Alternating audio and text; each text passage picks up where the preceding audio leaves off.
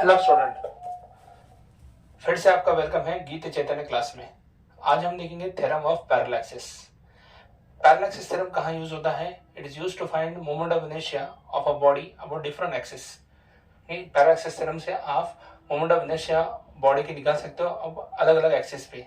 जैसे कि रिंग में जहाँ हमने देखा था सेंटर ऑफ मास से या सेंटर ऑफ रिंग से जो एक्सिस जा रही है ट्रांसफर एक्सिस, उसका मोमेंट ऑफ इनर्शिया का फॉर्मूला है।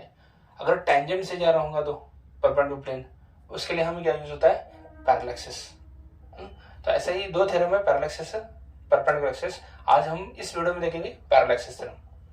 तो फर्स्ट क्या ड्रॉ करना है? एक irregular shape of body draw करना है और दो पैरेलल एक्सिस ड्रॉ करना है। अब ये जो एक्सिस पास हो रहा है उस पॉइंट को नाम देना है O, और यहाँ जो एक्सिस पास हो जाए उस नाम को देंगे C। C mean centre of मास। अब ये एक्सिस के अगर आजू बाजू ये बॉडी रोटेट करता था, अबाउट द एक्सिस बॉडी अगर रोटेट करता है तो उसका मोमेंट ऑफ इनर्शिया आएगा I0, और अगर इस एक्सिस से रोटेट करेगा तो उसका मोमेंट ऑफ इनर्शिया इसी बॉडी का क्या आएगा? IC। So I0 is moment of inertia of the body about axis O, IC is moment of inertia of body about axis C। तो जो डायग्राम में स्टार्टिंग को दिख रहा है वही हम कंसिडर लिखेंगे। Consider N irregular shape of body,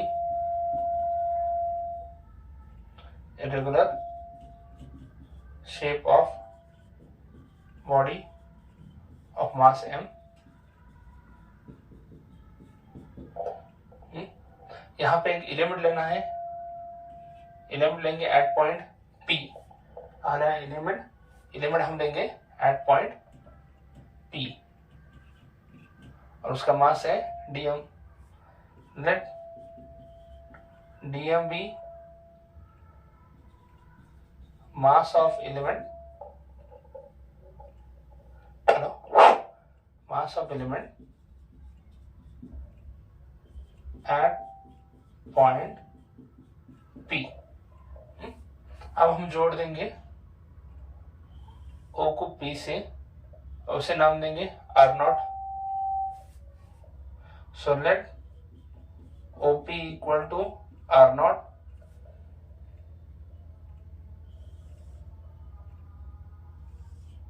join C to P, that's R, CP equal to R,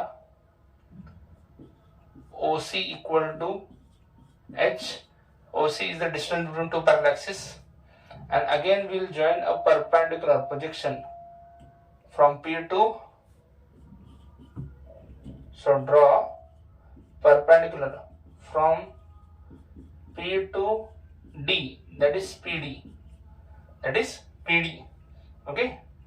P to OC will write, P to OC that is PD। इसे हम सिंबल देंगे D। ये क्या सिंबल है इसमें? D इस point को, और ये जो डिस्टेंस इससे नाम दिया है X, where CD is equal to X। ये सभी याद रखना है। OP, R0, CP, R, OC, distance between two parallel axes H, and then we have drawn perpendicular from P to OC, which meet at point D, that is PD, and where CD, the distance between C and D, where the projection will meet, is X। अब हम जाएंगे basic concept पे। By definition of moment of inertia, क्या है moment of inertia का definition? वहां पे हम सम करते हैं। किसका सम करते हैं? Product of mass of particle और element and square of the distance from axis. तो यहाँ पे एलिमेंट है, उसका मास लेंगे dm, उसका प्रोडक्ट करना है डिस्टेंस से।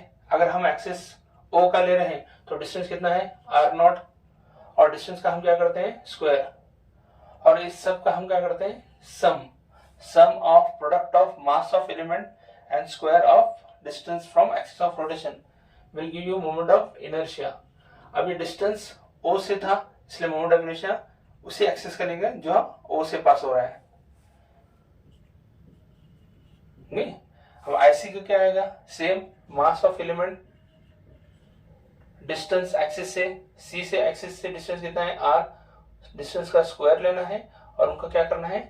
इंटीग्रेशन करना, मतलब सम करना। Okay, sum of product of mass of element and square of distance from axis. So this is the basic definition of moment of inertia. उसके हिसाब से हमने दो फॉर्मूला निकाले, एक IO और एक IC. Now what you can see here, right angle triangle. और जब भी right angle triangle दिखता है तब हम क्या यूज करते हैं, Pythagoras theorem. So in triangle OPD, वाह, कौन सा ट्रायंगल है, OPD. यहां पे हम क्या यूज करेंगे, पाइथागोरस थ्योरम. कुछ बच्चे डॉक्टर बनने के पहले उनके पास क्या आ गया, OPD आ गया. इन ट्रायंगल OPD क्या यूज करना है आपको, पाइथागोरस थ्योरम यूज करेंगे. क्या है Pythagoras theorem, OP square hypotenuse square will be equal to one side square OD square plus OP square equal to OD square plus PD square.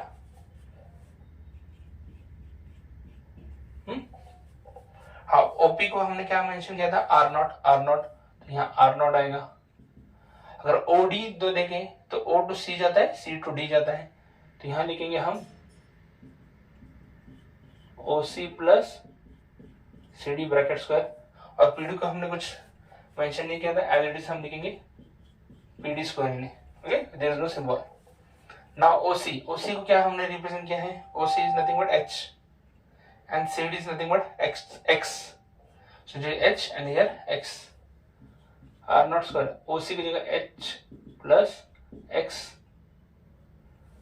H plus X bracket square plus PD square. यहाँ पे A plus B bracket square का formula use करेंगे, R naught square H square A square 2AB 2HX plus B square X square plus PD square. समझ में आ रहा है.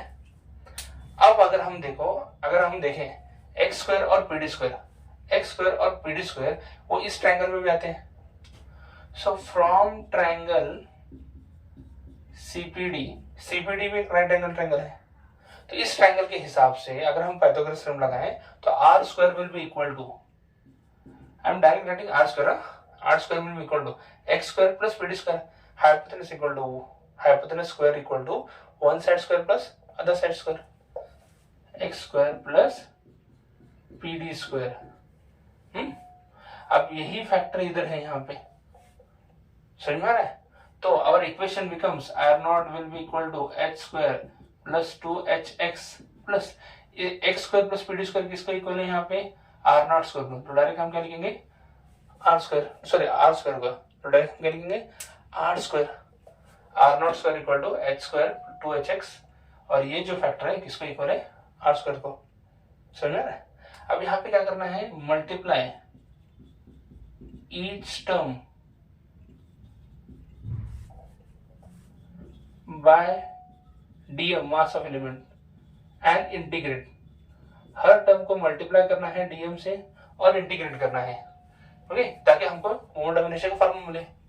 तो यहाँ पे DM R naught square multiply कर दिया, इंटीग्रेट कर दिया, DM H स्क्वायर मल्टीप्लाई कर दिया, इंटीग्रेट हो गया, DM 2HX and DM R square. अगर हम देखें इसको हम रखेंगे इक्वेशन फर्स्ट. ये क्या होगा, equation first. So from equation first हम क्या लिख सकते हैं, integration of DM R naught square किसको इक्वल है, I नॉट को. समझ में आ रहा है. यहाँ पे हम क्या करेंगे, H तो कांस्टेंट रहेगा. दो पैरेलल एक्सिस जो हमने चूज किए हैं, एक सेंटर ऑफ मास में से आ रहा है, एक हमारा गिवन एक्सिस है, उनमें डिस्टेंस तो क्या रहता है, कांस्टेंट रहता है, वो चेंज होने वाला. तो H square will take outside integration of DM. This factor here 2H is constant, integration of DMX. 2H 2 number H perpendicular distance दो पैरेलल एक्सिस में बदलने वाला नहीं, पर x का डिस्टेंस बदल सकता है क्योंकि मैंने एलिमेंट P भी लिया, आप Q भी ले सकते हो. तो एलिमेंट कहाँ भी ले सकता है ना बॉडी पे, उसके हिसाब से उसका डिस्टेंस सेंटर ऑफ मास क्या हो गया, चेंज हो सकता है. और ये वाला DM R square will be also IC. This is from equation first. ये आप देख सकते हो, ये कहां से है, from first.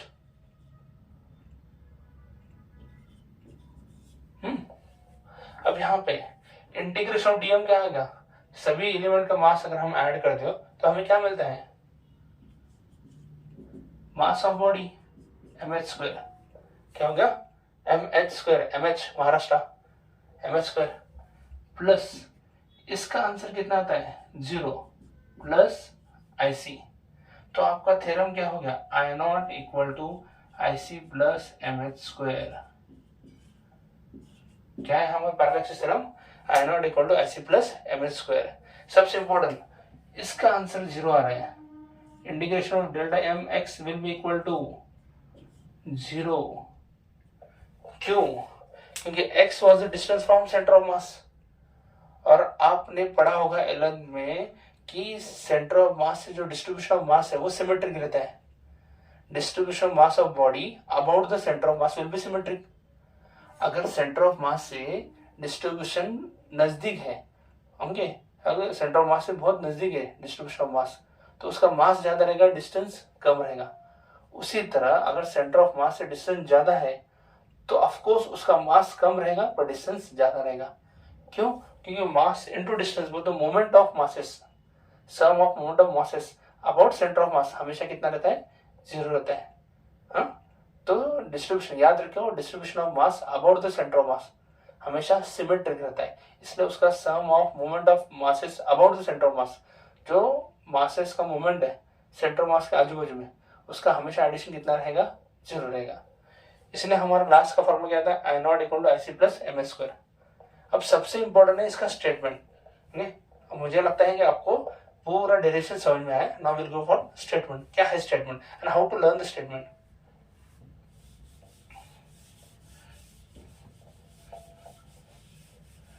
So what is statement? So formula is important to learn the statement. क्या है formula, I0 equal to IC plus mh²। What is I0? Moment of inertia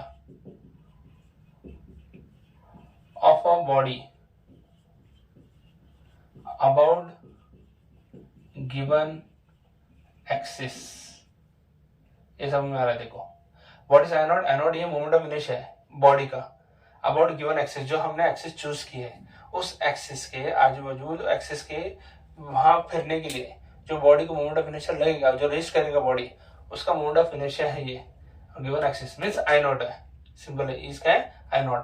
I0 का क्या है, equal to, is equal to. अब यहाँ पे IC plus mh² है, तो पहला वर्ड लेने का है sum, is equal to sum of, किसके बीच में सम कर रहे हो आप, IC एंड mh²।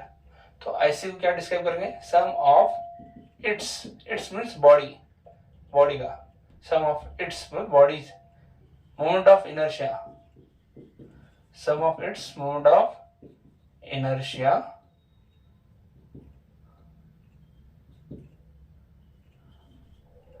अबाउट, कौन सा एक्सिस है, पैरेलल एक्सिस है, हमारे दिए हुए एक्सिस को ये पैरेलल है, अबाउट पैरेलल एक्सिस। और सबसे इंपॉर्टेंट पासिंग थ्रू, कहां से पास हो रहा है, passing through centre of mass, centre of mass of body, centre of mass of body. ये समझ में आ रहा है।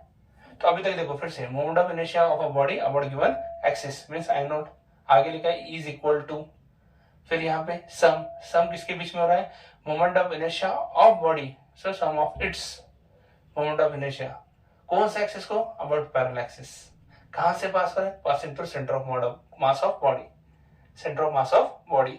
अब आता है हमारे mh², एंड ये m और h में क्या हो रहा है, मल्टीप्लिकेशन, इसलिए पहला वर्ड क्या लिखेंगे, प्रोडक्ट ऑफ, किसके बीच में प्रोडक्ट है, m means mass of body,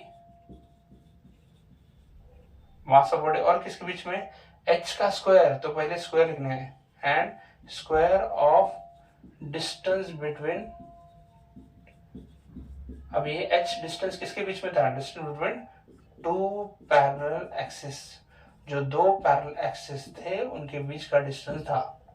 अब हम हिंदी में डिस्क्राइब करें तो कैसे डिस्क्राइब करते हैं कि I0 moment of inertia body का किसी एक्सिस के आजू बाजू क्या है वो किसको इक्वल रहेगा, वो रहेगा सम को। किसका सम करना पड़ेगा, moment of inertia of parallel axis.